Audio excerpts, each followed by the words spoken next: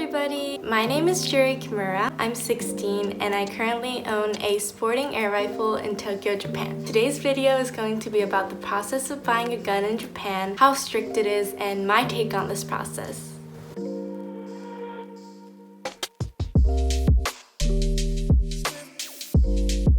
So Japan is told to be one of the strictest countries in the world in terms of our gun control, and it actually might be the hardest country in the world to get a gun in. This is because civilians are generally prohibited from owning guns. So unless you're part of the self-defense force or you're a police officer, then you need a special license to own a gun. The only guns available to citizens are handguns or air rifles. All semi-automatic guns and shotguns are prohibited. On top of that, the only two reasons you can have a gun is for sporting or hunting purposes. A little disclaimer, I went through this process when I just turned 14, which means that it's been 3 years since then. So during those 3 years, small changes could have been made to this process. On top of that, I went through this process as a minor, so under the age of 18. So for those above the age of 18, the process is a little less rigorous.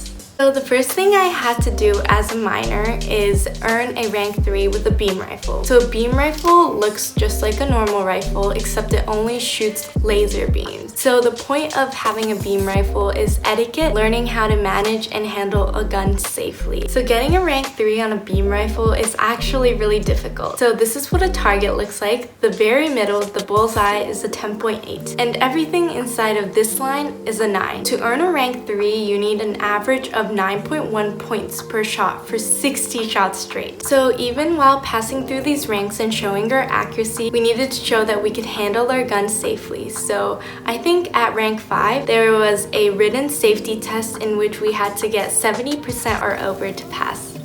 So next are the tests and seminars. So I had to go through a full day of seminar followed by a written test in which I had to get over 90% on, and that was all about safety. There was also another shorter seminar offered by Tokyo, and for that one I only needed a certificate of participation.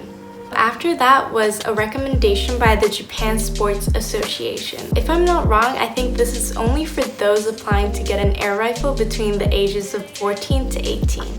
So the next step was a visit to the psychiatrist, where I got a doctor's note telling me that I was mentally capable of owning a gun.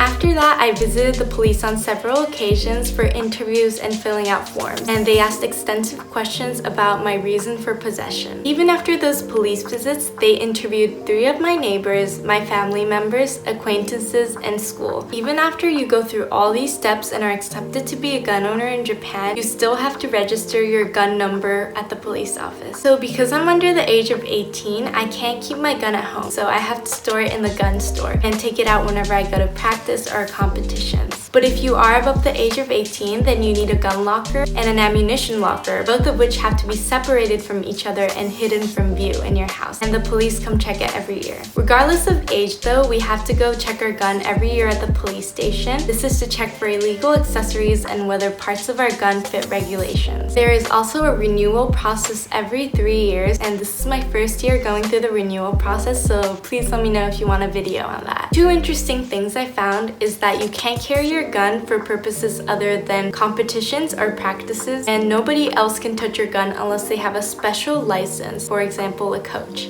So I wanted to make a video on this process because this process really inspired me to be a responsible gun owner. And not only that, but a responsible citizen as well. It made me more aware of this responsibility I had as somebody who was allowed to own something that could inflict violence. And that's a really big power, and with that really big power comes really great responsibility. Because I was given this special opportunity to be a gun owner through the strict process that not everybody can get through, I felt like there was a level of trust. And with this freedom and opportunity that I was granted, I felt like I had an obligation to fulfill this trust with responsibility. I think freedom and responsibility go hand in hand, and I don't think that the power to inflict violence should be given out freely or carelessly. I think if it has to be, then the power to inflict violence should be given out to those who are responsible and trusted. This strict process taught me the important lesson that with opportunity and with freedom comes great responsibility. And this responsibility is an amazing thing that keeps Japan safe, and hopefully in the future it'll make the world a safer place too.